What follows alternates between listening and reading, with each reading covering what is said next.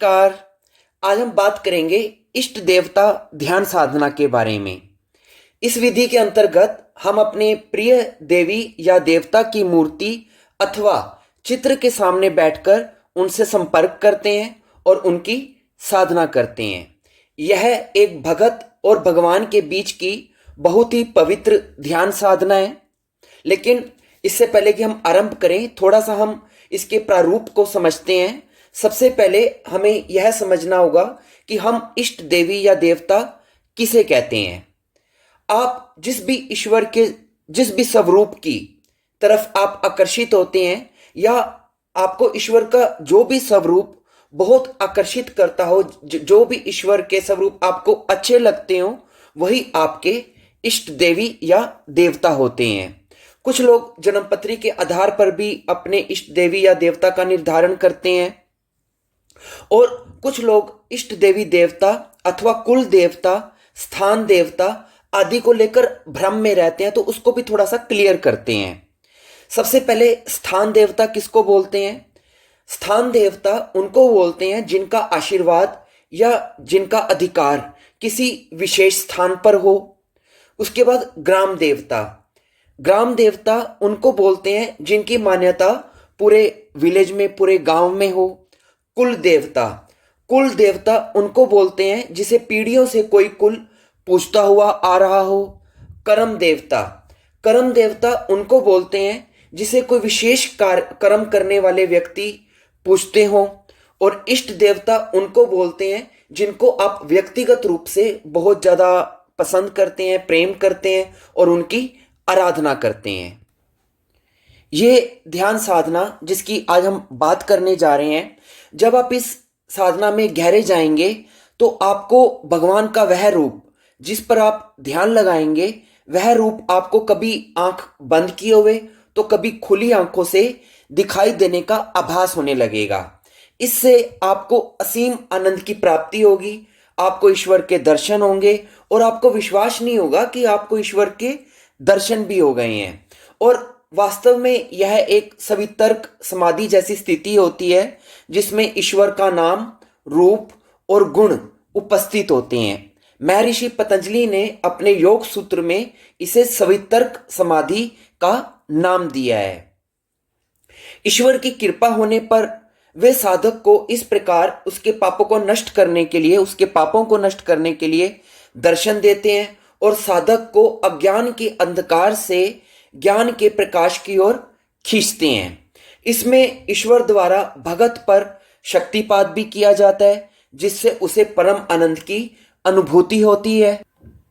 और कई बार ध्यान के दौरान जब भाव गहरा हो जाता है तो एक समय ऐसा भी आता है जब साधक अनुभव करता है कि जैसे मूर्ति प्रकट हो गई है, जैसे कि जो परमात्मा का चित्र है उनके सामने साक्षात प्रकट हो गया है और प्रत्यक्ष उनसे बात कर रहे हैं, परमात्मा उनसे बात कर रहे हैं। ये एक प्रकार के कल्पना का साकार हो जाना है। मूर्ति सचमुच साधक के सामने संजीव हो जाती है और भगत के प्रश्नों का उत्तर देती है या उसे आशीर्वाद देती है, वर देती है। यह साधना की एक दुर्लभ अवस्था होती है। इस अवस्था में पहुंचा साधक ही वास्तविक सिद्ध साधक होता है। इसका ज्वलंत उदाहरण श्री रामकिशन परमहंस हैं, जो मां काली के साथ इसी प्रकार से बात करते थे, उनसे जुड़ते थे और उनके साक्षात दर्शन किया करते थे। खैर, अब हम बात करते हैं विधि के बारे में, इससे जुड़ी ध्यान विधि के बारे में कि किस प्रकार आपको इस ध्यान विधि को करना है। सबसे पहले आप अपने ध्यान कक्ष में अथवा पूजा कक्ष में अपने प्रिय देवी या देवता की मूर्ति के सामने अथवा उनके चित्र के सामने बैठ जाएं। अपनी कमर सीधी रखें, गर्दन सीधी रखें और अपने दोनों हाथों को अपने घुटनों पर ज्ञान मुद्रा में बनाकर रखें। आंखों को खुला रखना है और पहले 2-3 मिनट अपने आप को पूरी तरह से शांत करें। अपने शरीर को स्थिर करें, अपने विचारों को शांत करें, अपनी श्वास को शांत करें। जब आप पूर्ण रूप से शांत हो जाएं, आपका शरीर हिलना डुलना बंद हो जाए, अब आप अपना ध्यान अपने सामने खड़ी परमात्मा की मूर्ति के ऊपर लगाना आरंभ करें। आप इसको 2 प्रकार से कर सकते हैं। पहला कि आपको सामान्य दृष्टि से देखना है कि किसी प्रकार की दृष्टि को आपको रोकना नहीं है। और एक है त्राटक के साथ। त्राटक की यानी कि अपलक, बिना पलक को झपकाए देखना, उसकी हम बाद में बात करेंगे। पहले हम बात करते हैं कि सामान्य रूप से आपको इसे कैसे करना है। आप आराम से बैठ जाएं और मूर्ति को निहारना शुरू करें।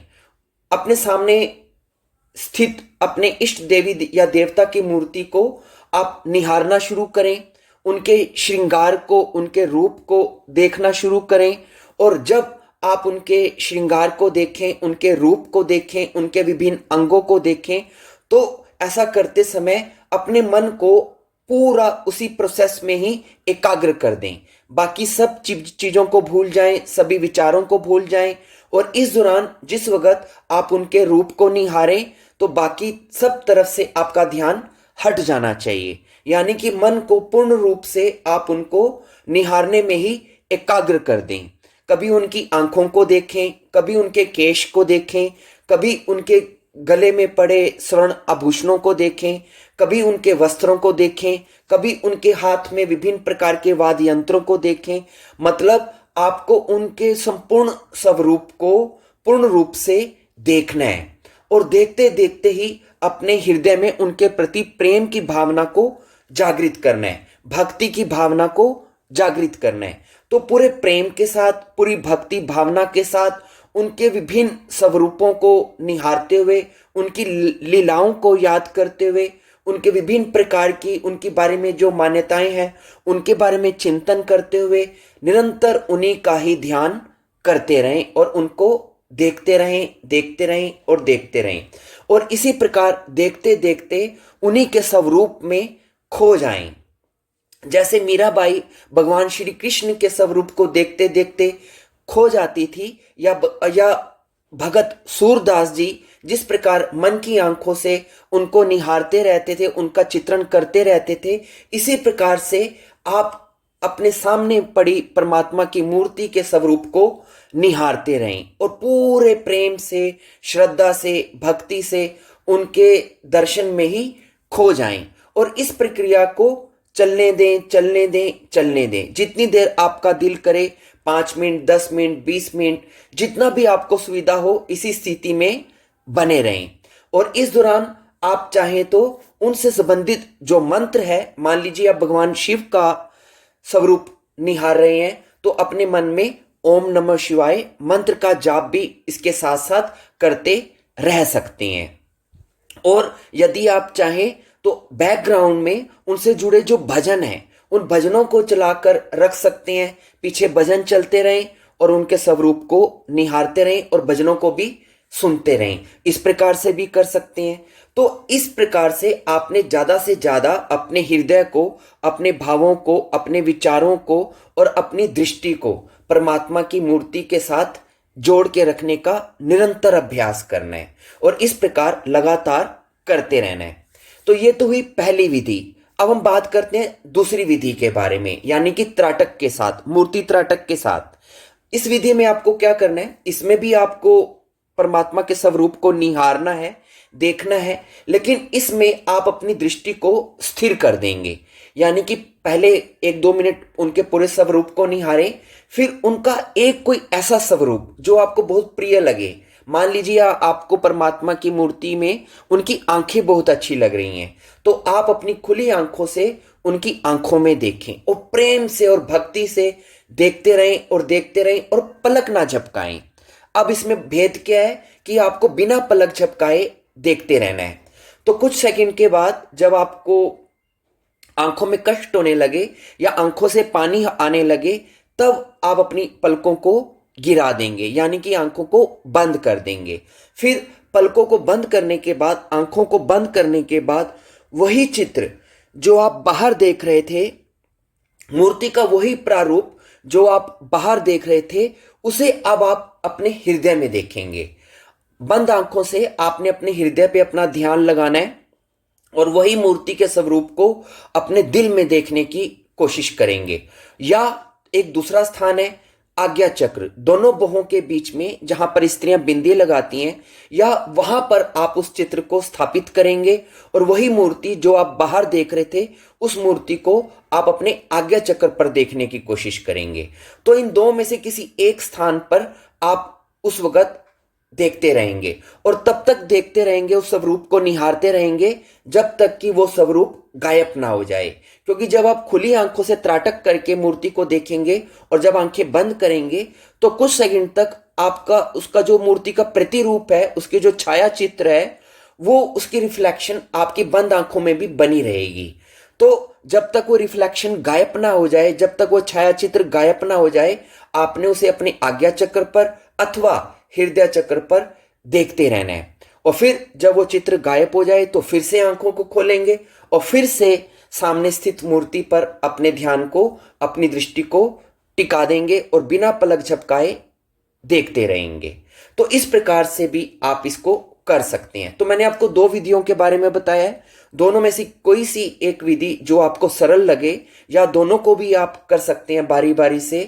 तो इस प्रकार से आपको इस ध्यान विधि को करना है।